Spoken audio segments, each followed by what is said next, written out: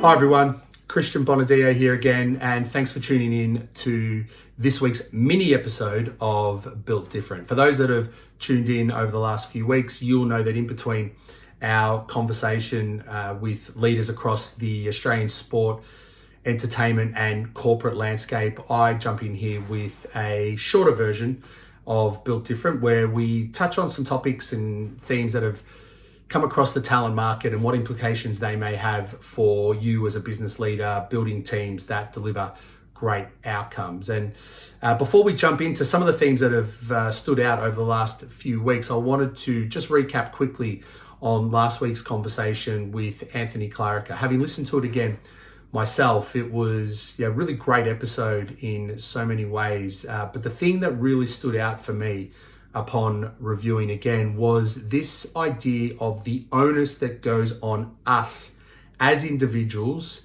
as leaders, to invest in our own capabilities. And I think that that's really topical for some of the themes I'll talk about in a moment. But this idea that if you continue to invest in yourself and drive growth mindset and find ways where you can find that extra 1 or 2% to improve your own capabilities, plus bring a couple of small little things into your regular way of working, not only for yourself, but also for your team. It creates the disciplines that enable your people to deliver really strong outcomes, which will then in turn help you get a great outcome from the group as a whole. And for those that haven't checked it out already, The Performance Mindset is the best-selling book that Anthony has put together. I'm about to start it again for the second time. Having read it a few years back, I definitely picked up 1 or 2 things that helped me to drive better outcomes, not only from myself, as I've talked about previously, but also from the team. So I'm going to go through it again and see if anything else comes up. But if you haven't checked it out, The Performance Mindset by Anthony Clarica, definitely worth a read. And if you haven't had a look at the conversation with Anthony, go back and check it out on the HiQ YouTube channel. So what's going on in the talent space? Well, there's a couple of really big topics that came out over the last couple of weeks that I wanted to touch on.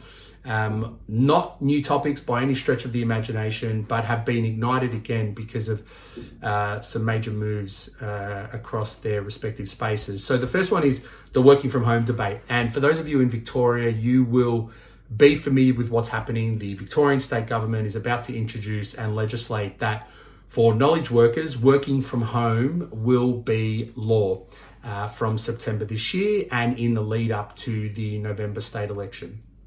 And today is not for me to debate or drive a political position on whether I agree or don't agree with it. But why I'm bringing it up is because what will likely happen, if it's not already, is reignite this idea for job seekers around the importance of working from home in corporate-based roles. And while my personal view is that over the last 12 months, we started to see some flexibility that people would show around not necessarily driving a harder bargain around needing to be in the office 1 day, 2 days, 3 days, and be more open to 4 and even 5 day in-office roles, I have a sense that we'll start to see a shift back to this idea where, really strong, well-defined hybrid and flexible work plans will become more important again for job seekers. So if this is something that you as a leader within your business, you haven't got a clear handle on as to why your hybrid working is perhaps not as flexible or as adaptable as others, then you might want to start thinking about, if you're not offering 3 and 2 or less, and it's more like 4 and 1 or 5 days in the office, then there's got to be a really compelling view as to why the role for an individual is going to help take them forward in their career. Now, that could be about you as a leader, what it is that you do to help drive capability and improve someone's performance so that they can take future steps in their careers in the direction that they want to go. It could be about money. It could be about broader incentives or benefits that your organization have. And it could be around the fact that you might take the view with someone who's on the progression path and not 100% ready for a role, but that might be the way that you might position it, as if to say, well, here's a chance for you to really step change your career and take it forward. But if you don't have a strong view, or you can't articulate clearly why someone might look at a role in a way that would make them think differently about how important hybrid working is, well, then you may struggle to get access to the talent that you're looking for. And again, it is not for me to necessarily tell someone, hey, you should do X or you should do Y. But my personal view is this: having led teams in the past where I've had hybrid and non-hybrid environments around me, there is no doubt that I've seen an improved performance from those that are in hybrid environments. And if I think about the clients that I work with, it is the same there. And there is more and more evidence to suggest that that is the case. So think about those things for you as a leader. If you're in a search right now or on a search right now, and you don't necessarily have the flexibility with your hybrid offering, think about what it is outside of that can help compel someone to think about why this role might be right for them in your team. The other piece that might actually be something that you use to discuss working from home is the advent of AI and how it is we are now starting to see the first really en masse signs that AI is starting to replace some of the human intervention work that we're seeing.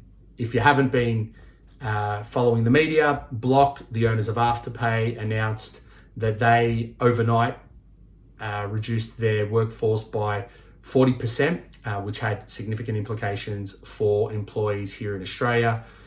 WiseTech, a global SaaS logistics software business, also cut the best part of 2,000 roles here in Australia. And also the Commonwealth Bank announced significant investment on upskilling their people with up to 90 million in funding to help get their people to understand the benefits of AI. And those job losses that I mentioned were absolutely directly related to the advent of AI and how AI had removed some of the workflows that people were doing. And I'm hearing this in conversations anecdotally as well that I'm having at the moment. There were 3 organizations that I connected with over the last couple of weeks where they spoke about how they had held on headcount to build greater capability within some of their AI workers and really educate those AI workers to pick up some of, albeit administrative type work that those individuals were doing. So, and while many might say, well, that's only a few jobs here and there, that plus what we're speaking about with organizations who are investing heavily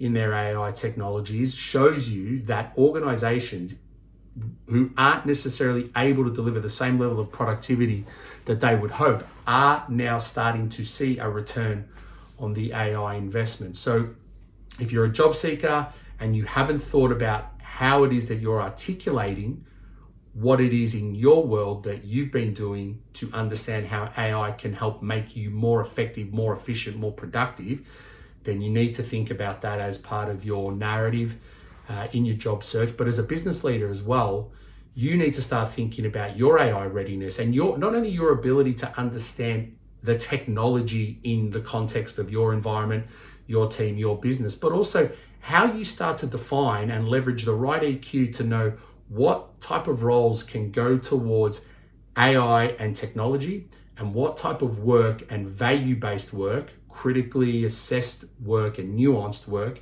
needs to go to the humans, because that is how teams are going to evolve and be set up. And while the headlines don't read well right now, and there will likely be more of those, there is no doubt that there will be an advent of new roles as organizations structurally change how they're set up, and all the forms of society that help to build towards these organizations do the same. And I'm talking about how we educate the younger cohort of workers coming through to be better prepared for a world where AI plays a more leading role. But absolutely, as leaders and as senior leaders, it is up to us to get across this so that we can lead the teams of the future to drive the outcomes that matter. So that's some of the things that are happening right now. It's likely that we will see more of these topics as the year continues to play out. Absolutely, AI will be something we'll be talking about